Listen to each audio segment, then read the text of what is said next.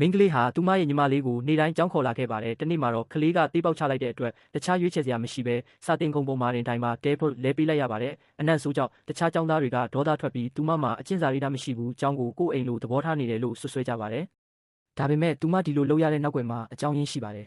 ။သူမဟာတကယ်တော့နာမည်ကြီးတက္ကသိုလ်တစ်ခုမှာတက်ရောက်ခွင့်ရခဲ့သူဖြစ်ပေမဲ့သူမတက္ကသိုလ်တက်ရမယ့်နေ့မှာပဲမိသားစုတစ်ခုလုံးကားတော်တဆမှုနဲ့ဆုံးပါသွားခဲ့ပါတယ်။သူမရဲ့မွေးကင်းစညီမလေးတစ်ယောက်ပဲကံကောင်းတော့မစွာအသက်ရှင်ကျန်ရစ်ခဲ့တာပါ။ညီမလေးကိုပြုစုပြောထောင်ဖို့အတွက်သူမဟာနာမည်ကြီးတက္ကသိုလ်ကိုစွန့်လွတ်ခဲ့ပြီးတာမန်ကောလိပ်တစ်ခုကိုပဲရွေးချယ်ခဲ့ပါတယ်။သူမရဲ့အမှတ်ကောင်းမှုကြောင့်3နှစ်တာအခမဲ့ပညာသင်ကြားခွင့်နဲ့ပညာသင်ဆုရရှိခဲ့လို့ပါ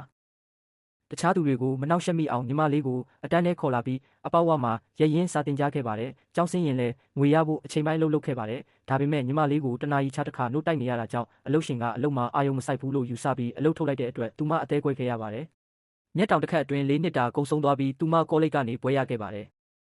သူမရဲ့ဆရာမကချမ်းသာတဲ့မိသားစုတွေစီကအကူအညီတောင်းဖို့အကြံပေးခဲ့တဲ့အတွက်သူမရဲ့ခက်ခဲတဲ့နေ့ရက်တွေပြီးဆုံးတော့မယ်လို့ထင်ခဲ့တာပါ။ဒါပေမဲ့မထင်မှတ်ပဲစုံစမ်းစစ်ဆေးမှုတွေအရသူမရဲ့မိဘတွေဟာအသက်ရှင်နေဆဲဖြစ်လို့သူမဟာဆင်းရဲနွမ်းပါးသူအဖြစ်အကျုံးမဝင်ဘူးလို့အသိပေးခြင်းခံခဲ့ရပါတယ်။သူမရဲ့မိဘတွေကဘာလို့လိမ်ညာခဲ့တာလဲဆိုတာကိုသူမနားမလည်နိုင်ခဲ့ပါဘူး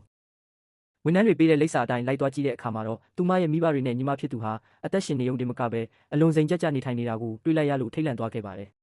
ထိုစဉ်မှာပဲသူတို့ရဲ့စကားဝိုင်းကိုသူမမတော်တဆကြားလိုက်ရပါတယ်။သူတို့ဟာသူမကိုနာမည်ကြီးတက္ကသိုလ်ကနေတမင်ဆွတ်လွတ်ခိုင်းပြီးသူတို့ရဲ့သမီးရင်းကိုအစားထိုးတက်ရောက်စေဖို့အတွက်သူတို့ကိုသူတို့တည်ဆုံသွားတဲ့အောင်ဟန်ဆောင်ခဲ့ကြတာဖြစ်ပါတယ်။